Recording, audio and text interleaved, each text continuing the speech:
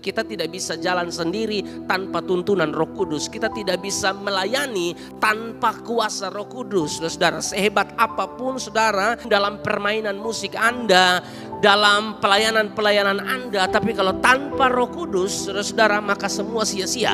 Anda mau bisa khotbah seperti apapun, Anda bisa gali ayat dari Ibrani, Yunani, belajar secara maksimal, belajar dengan baik, ilmu khotbah dan lain sebagainya. Tapi kalau tanpa pimpinan Roh Kudus tidak ada gunanya sama sekali. Kita butuh pimpinan Roh Kudus, kita butuh peranan Roh Kudus, bahkan kepenuhan Roh Kudus dalam kehidupan kita.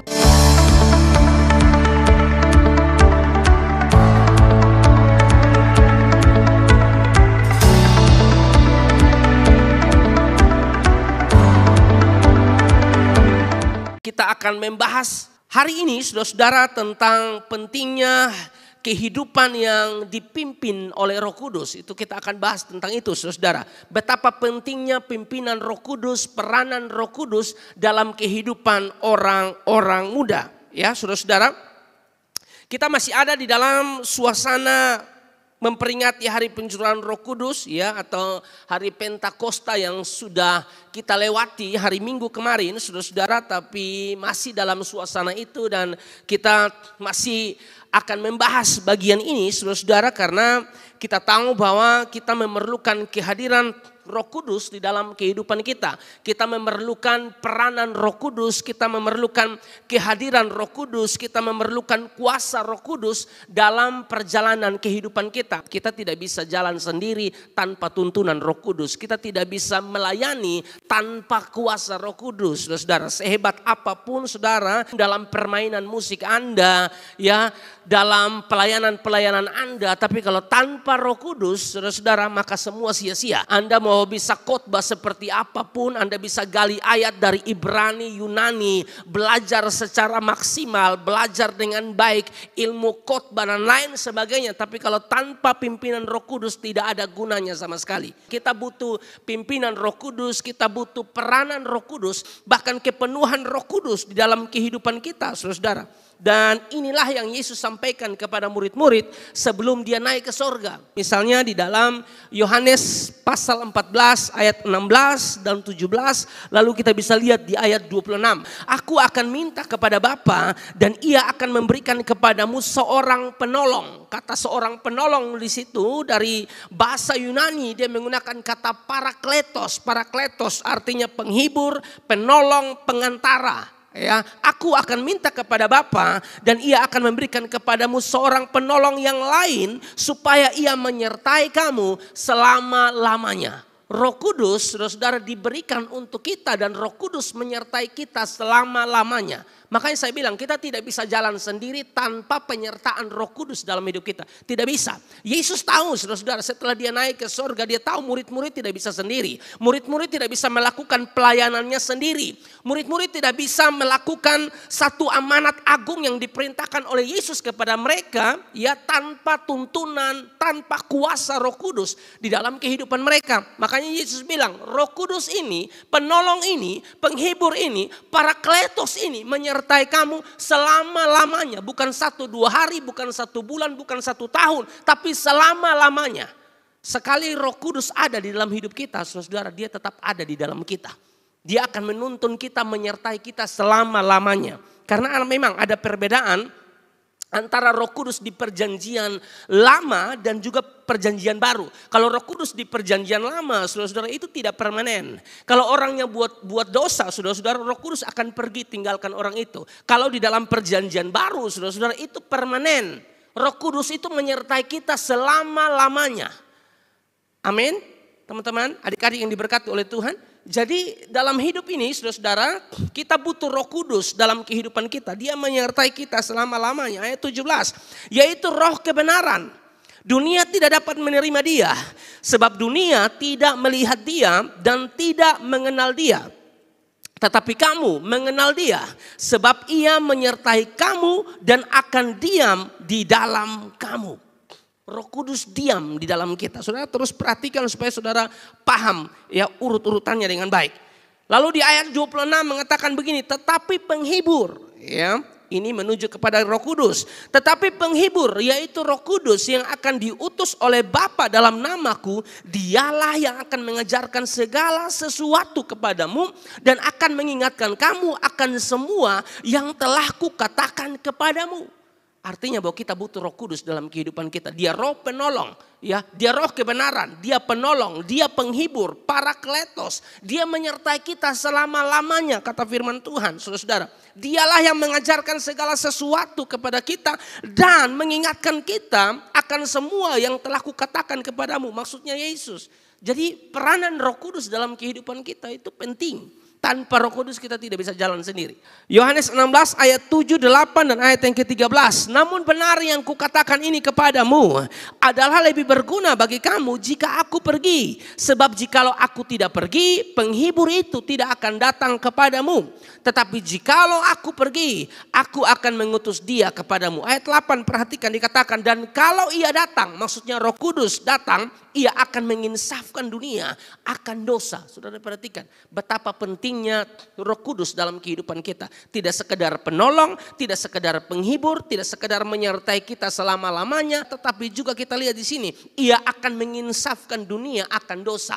Kata insaf maksudnya menyadarkan, ya. Fungsi Roh Kudus, saudara, ya, adalah menginsafkan dunia akan dosa. Makanya saya bilang kita tidak bisa hidup tanpa Roh Kudus. Kita tidak bisa hidup tanpa peranan Roh Kudus. Kita tidak bisa hidup tanpa tuntunan Roh Kudus.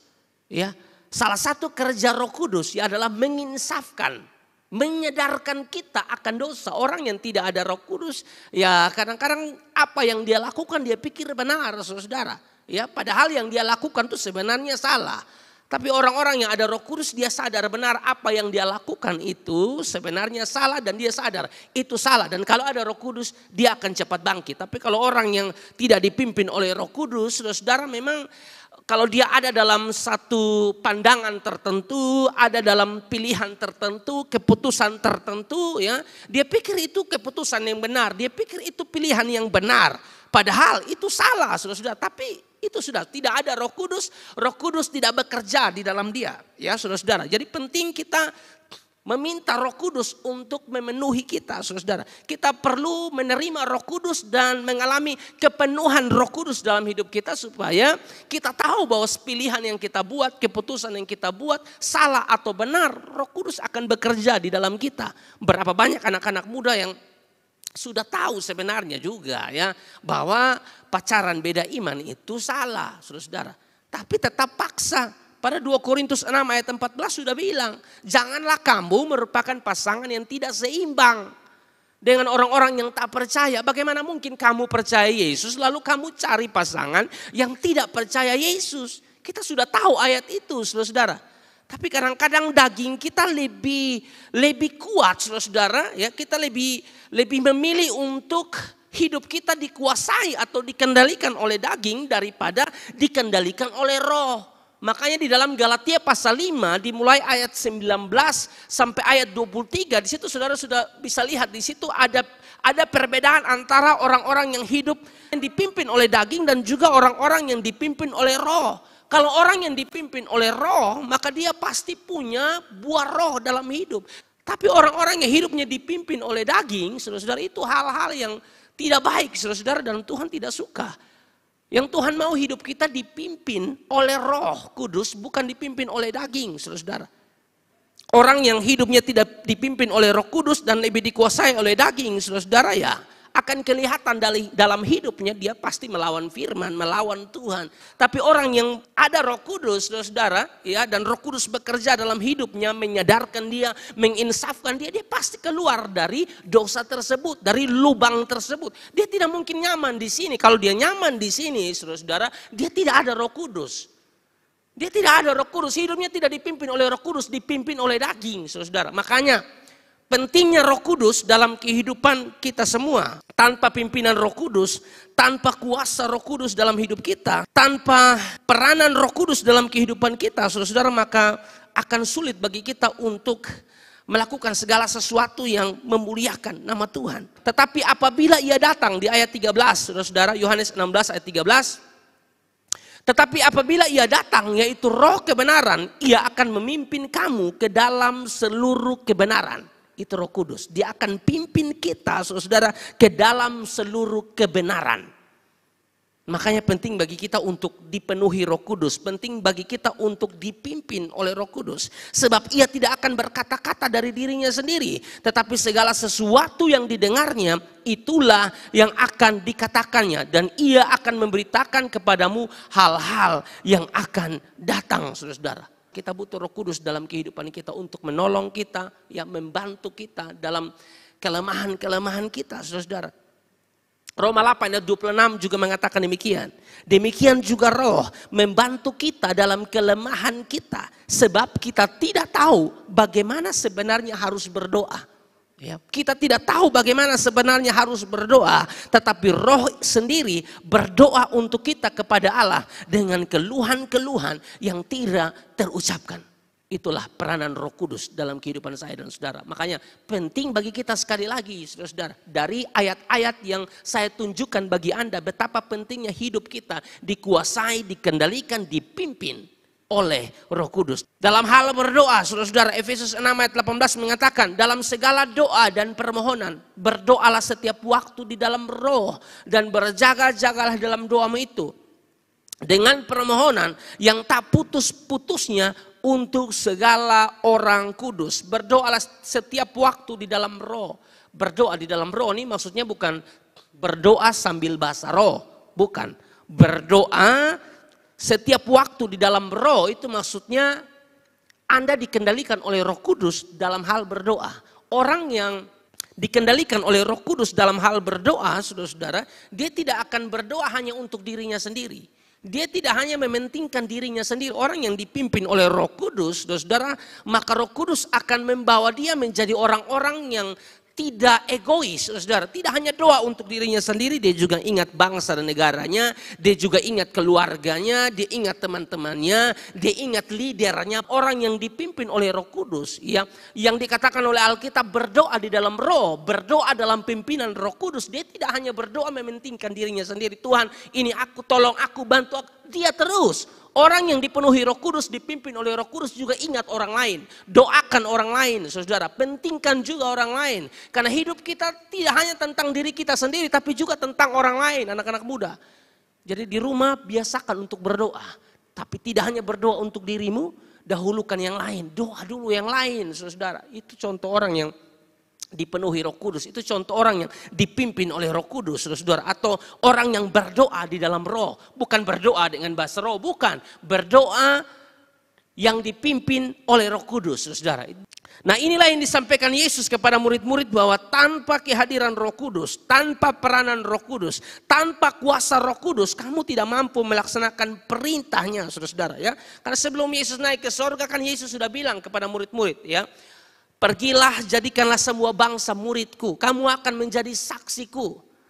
Tapi Yesus tahu, saudara-saudara, bahwa satu pekerjaan besar yang akan mereka lakukan, saudara-saudara, itu tidak bisa mereka lakukan dengan kekuatan mereka sendiri. Mereka butuh Roh Kudus. Makanya di dalam Kisah 1 ayat yang ke-8 tadi kita baca, saudara-saudara, Yesus bilang di situ, kamu akan menerima kuasa kalau Roh Kudus turun ke atas kamu dan kamu akan menjadi saksiku di Yerusalem dan di seluruh Yudea dan Samaria dan sampai ke ujung bumi. Itu luar biasa, saudara-saudara.